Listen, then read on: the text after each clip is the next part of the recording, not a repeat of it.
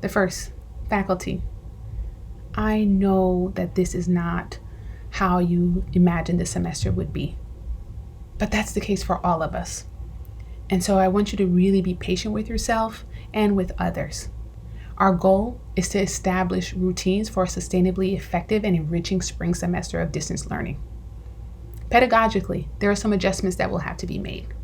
This is a great opportunity for independent professional development where you can learn some e-learning management systems such as Google Classroom or Folio, Sakai, whatever it is your university endorses, but maybe one or two more. Also, this is a great time to learn some online tools that support instruction such as Zoom or Poll Everywhere or Google Hangout.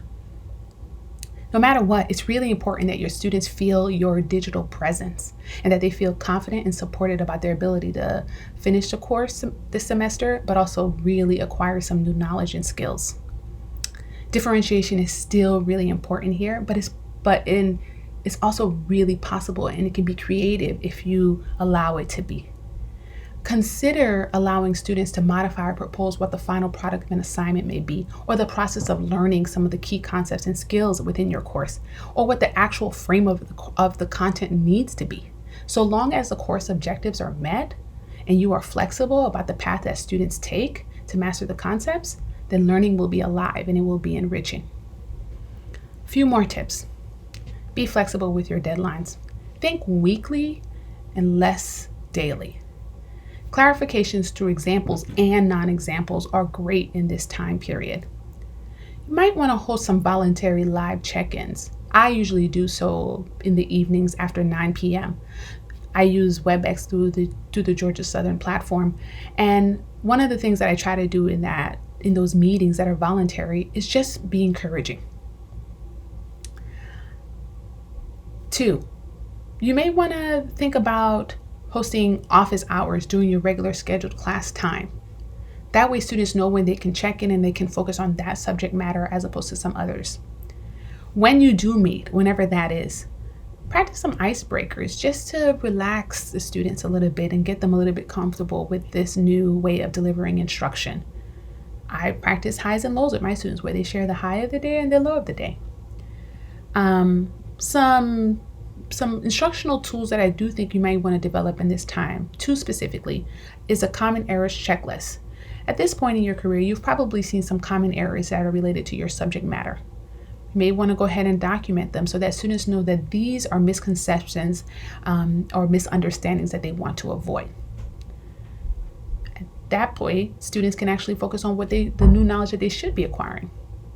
Another thing is to provide examples and models of what excellent work looks like, and having students really have a robust rubric to work with as they complete assignments. It's important for us to consider equity and accessibility during these times.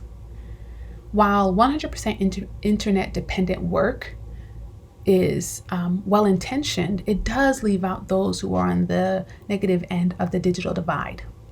So we may want to consider creating assignments where students can do them offline and then take pictures and upload them or email them.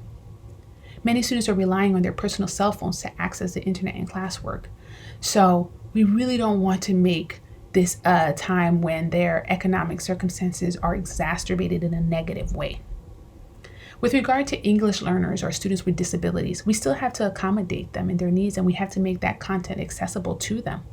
So you may need to do some individual consultation with the students or their families and collaborate on how students can continue to be active participants in the learning environment. Remember that the university has offices able to support you in making your course more accessible. Training videos are great here. As you're learning new content, as you're learning new tools, you may want to record those for your students or be live in your process of making sense of it so that students can learn with you or learn from you how to access the very tools that you'll be asking them to use. Finally, classroom culture of professionalism and inclusion is so important here. Netiquette is just the beginning point. You want to think about how do we create a classroom environment where students are not experiencing bullying, where they're not experiencing any sort of social microaggressions and oppressions. It might not be avoidable, but you can set the tone for what sort of presence students should be bringing into the online space.